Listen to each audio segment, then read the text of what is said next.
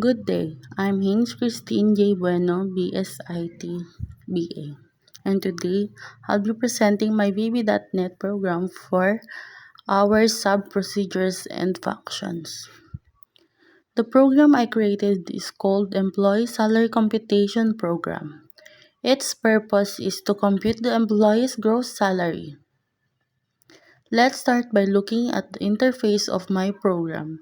I have three boxes where the user can enter daily rate, days worked, and the allowance. There's also a compute salary button and the label that show the output gross salary.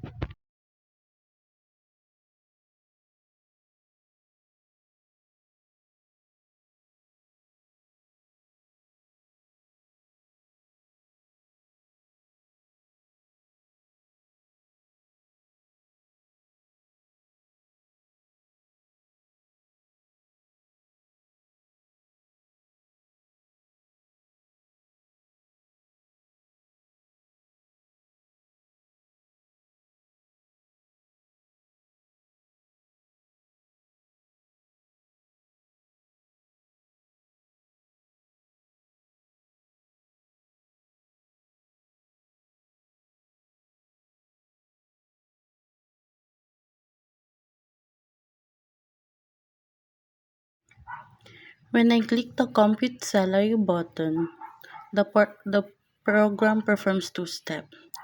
It calls the function computer gross to calculate the gross salary using this formula.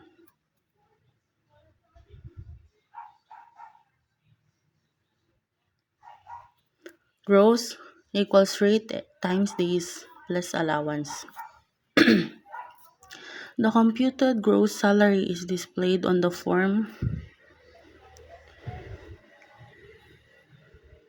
I created a function named computer gross. A function is used when we need to return a value. In this case, it returns the computed gross salary.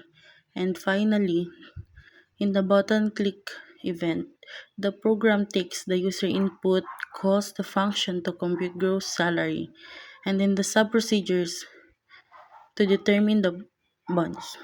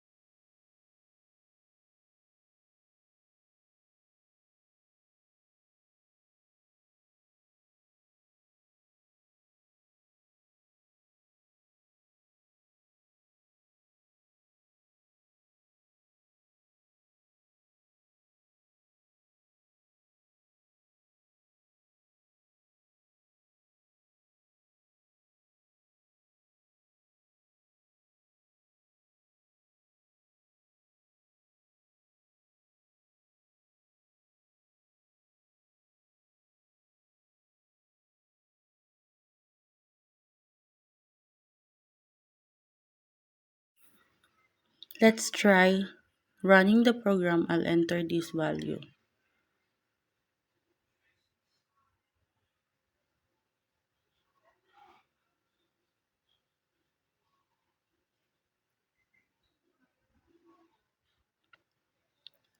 In daily rate, I'm going to enter 500.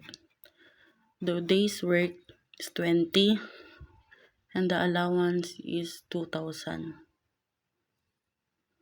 And it will compute your gross salary. Now, let's try another example.